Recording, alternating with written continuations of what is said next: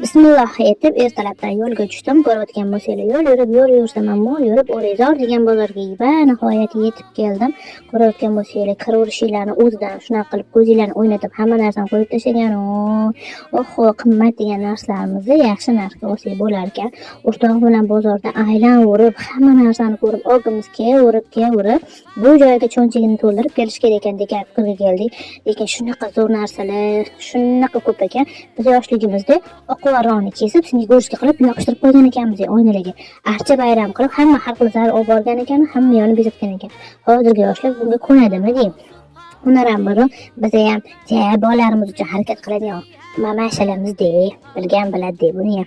Ular ham 7 soatdan shu bozorda qolib ketib, shuncha narsa olib, uyga kelib eshitadiganimizni eshitdik.